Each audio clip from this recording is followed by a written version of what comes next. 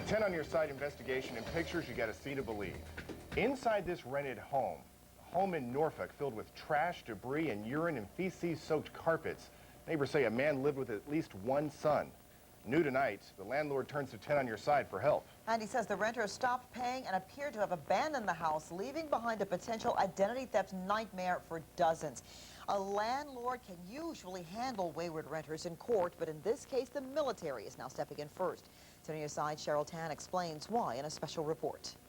Photos document the filth, stuff all over the floor, along with urine and feces in this Norcova Avenue house in Norfolk. What looks to be a children's room in the same condition.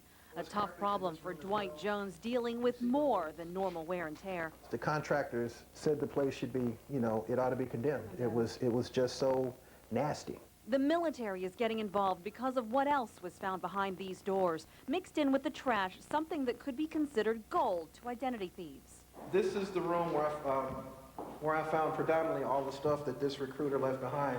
Literally dozens of names, social security numbers, addresses, and phone numbers of recruiters' information. That's right, the renter is an Army recruiter, Staff Sergeant Kerry Harvey. Dwight Jones snapped this photo of his tenant. Staff Sergeant Harvey is now under investigation for the way he has treated potential recruits' most personal information.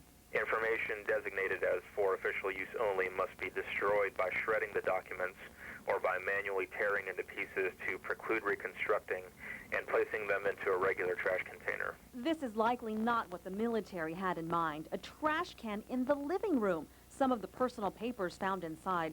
Jones says he would find the door unlocked frequently. I thought a lot better of him, and I'm extremely disappointed. 10 on your side tracked down this woman who didn't want to be seen on camera from information found inside Harvey's rented home. Her stepson met with Harvey about a possible future with the military. I don't think too highly of him.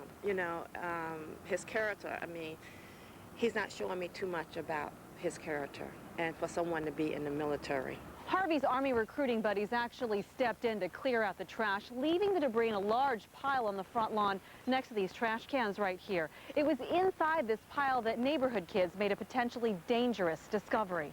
He came home and said, "Look what I found in the trash," and held up a little bullet. This woman says her 11-year-old son pulled one of 2 M16 dummy rounds from the mound of trash lying outside Harvey's rented home. So I hope, that he's at least doing his job better than he's living, I guess is a way to put it. The ammunition and the personal papers, both serious enough problems, the military itself admits.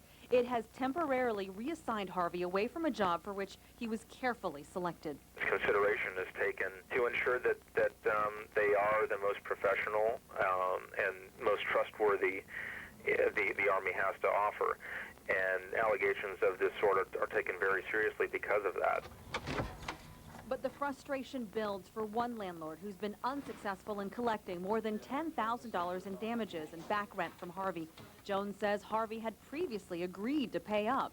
When I rented to a family man, an Army man with a family, a military person, a recruiter no less, who is held to a higher standard, this is not what I expected to get. An Army recruiter's personal life seemingly at odds with his public role, an added disappointment for a landlord who's former military himself. Cheryl Tan, 10 on your side. 10 on your side tried several times to get a response from Kerry Harvey, but by phone and through his attorney, they have chosen not to make a comment. A military investigation into Kerry Harvey's alleged actions is now underway.